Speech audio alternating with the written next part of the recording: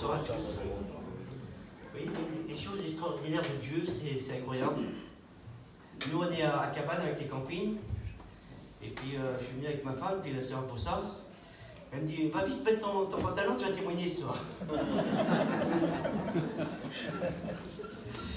Et voilà, il n'y a pas de hasard avec Dieu. Je vais vous expliquer comment j'ai rencontré le Seigneur.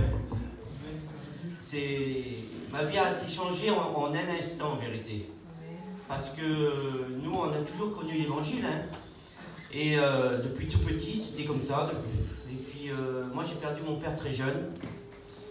Alors, j'étais le premier garçon. C'était moi qui menais un petit peu la barque vers moi. Et j'ai été formé avec un caractère très dur dès mon enfance. Alors, j'ai grandi. J'ai fondé un foyer. J'ai eu des enfants. J'ai fait ma vie dans le monde. Et j'avais ma soeur la Dolly, ma soeur la Bulle, et ma mère aussi chrétienne. Et ils me disaient toujours, John, va à la Réunion, va à la Réunion. Ah, laissez-moi tranquille avec ça, ça ne m'intéresse pas. Et vous savez, les plans de Dieu, on ne peut pas imaginer à quel instant que Dieu va porter le regard sur quelqu'un. Et moi, je suis du Nord, je suis de Cherbourg. C'est très loin, c'est au bord de la mer là-bas. Et j'étais à Perpignan, parce qu'on est de Perpignan, nous. On a le quartier le plus. On a 11 églises de gitanes à Perpignan et une église de voyageurs. Et puis j'arrive à Perpignan et il y a un copain qui m'appelle, mon beau-frère m'appelle, il me dit, il y a le cochon, il s'appelle Cochon. Il est arrivé à Perpignan, lui c'est un chrétien. Et j'appelle, je dis Cochon, j'étais arrivé comme ça, il me dit oui, on est en mission. Et puis ce soir-là, il devient l'outil de Dieu ce garçon. Vous savez, parce que des fois on ne sait pas comment qu'on peut... Parce que vous savez, souvent on dit Seigneur, que je sois utile à ton œuvre, que je puisse travailler pour toi. Et là, ce soir-là, ce garçon-là, il avait dû le demander au Seigneur. Et là, quand on finit le café, il me dit John, tu viendrais pas à la Réunion? Et moi, j'avais toujours refusé. Admettons, ça faisait 25 ans que je refusais, je ne voulais pas aller à la Réunion. Et là, ce soir-là, je ne sais pas pourquoi, je dis ben oui, je vais venir à la Réunion. Alors j'étais avec elle, j'ai dit au Cochon qu'il allait à la Réunion. Elle me dit, ben, c'est bien, va à la Réunion, toi, parce que c'est pas qu'on dit contre les chrétiens, mais chacun sa vie. Et puis bon, on rentre vers moi, tout ça, puis l'heure arrivant de la Réunion, je m'habille, je prends mon auto, je m'en vais à la mission là-bas. Et puis, moi, je pourrais y parler camion, voiture, travail, tout ce qu'on veut. Et là, le plan de Dieu s'était mis en route, là, déjà la veille. Et là, quand j'arrive sous la toile, elle me dit, ben viens, elle me dit, c'est l'heure. Et puis moi, j'étais déjà un garçon honteux. Et on arrive, les deux chaises devant. Bon, ben, on s'assoit devant. Et là, le prédicateur, le pasteur annonce l'évangile. Je ne sais pas ce qu'il a prêché.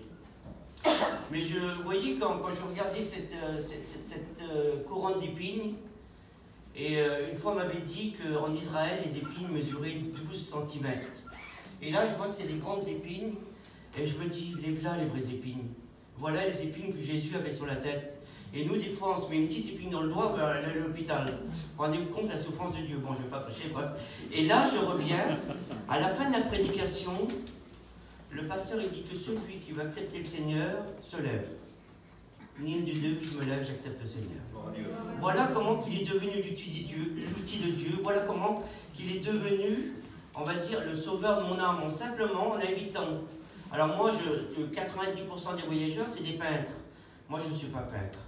En premier, je suis l'inviteur officiel du Seigneur.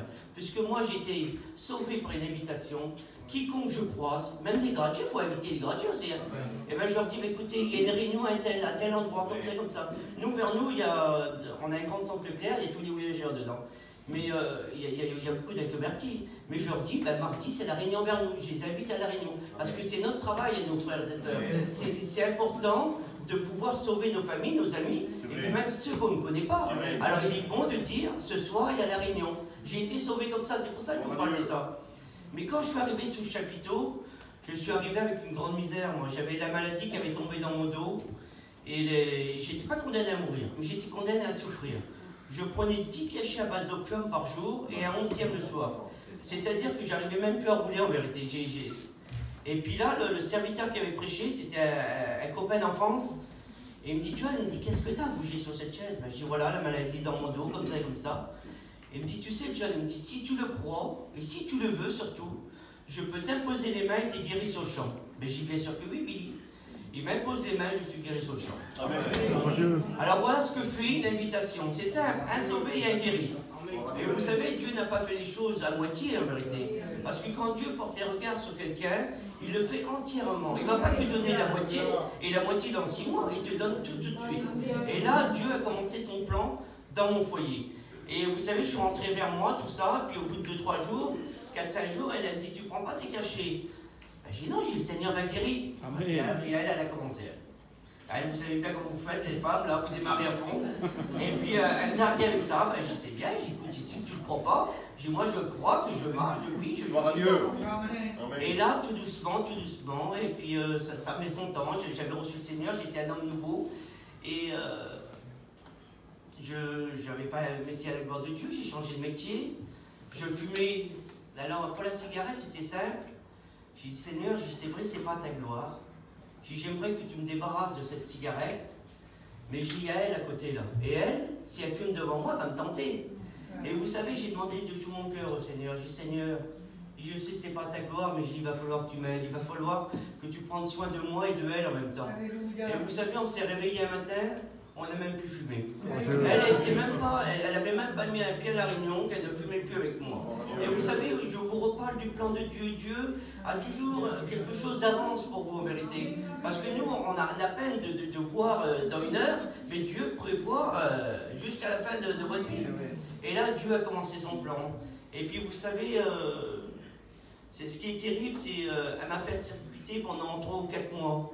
Et ce qui est plus terrible, excusez-moi de vous dire ça, c'est le plus terrible, c'est d'être persécuté par la personne que vous aimez. C'est terrible ça. Moi, je ne comprenais plus ma femme. Ma femme, vous savez, si je dois acheter des pneus, elle monte dans le camion avec moi, elle vient avec moi au garage.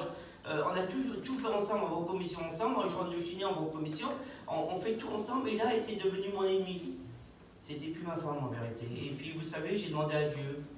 Et puis un matin, dans une grande détresse, c'était un dimanche matin, je vais au culte. Et là, dans la Bible, il dit, faites des supplications. Une supplication, ça vient des entrailles, ça vient du cœur, ça vient de l'homme. Et là, j'ai supplié le Seigneur. Et là, j'ai dit, Seigneur, un bonheur tout seul, ça ne m'intéresse pas en vérité. J'ai un bonheur que moi je vis, qu'elle ne vit pas. J'ai dit, ça ne m'intéresse pas. Et j'ai mis Dieu à l'épreuve. Et vous savez, Dieu, encore une fois, il avait son plan tout doucement. Il fallait ce temps, il fallait cet endurcissement en vérité. Et puisque j'ai été sauvé pour une invitation, j'ai invité, elle dit, viens à la réunion. Non. Et un soir, elle me dit, oui, je viens. Elle me dit, par contre, je te préviens, moi je me mets devant la porte, c'est à Tourmoni, je me lâche un peu. Je dis, il n'y a rien, il n'y a pas de problème. Les gens sont gentils. Et la prédication a été annoncée, 1 réunion, 2 réunions, 3 réunions. Et là, il y avait un pasteur espagnol devant nous, là, et il prêche, il commence à prêcher, tout ça. Et puis, je ressens que c'est sa réunion, je sais que Dieu va la bénir. Et là, dans cet instant, l'homme, il prêche et il fait ça, toi qui es dans les ténèbres, si tu veux voir la lumière, lève-toi, s'est levé, elle a reçu le Seigneur. Voilà ce que fait l'œuvre de Dieu. Vous savez, il ne faut pas désespérer en beaucoup de choses. Je suis bavard. Mais voilà, je vous explique bien mon témoignage, parce qu'aujourd'hui, il faut que nos familles et nos amis soient sauvés. C'est notre travail, les frères et les sœurs.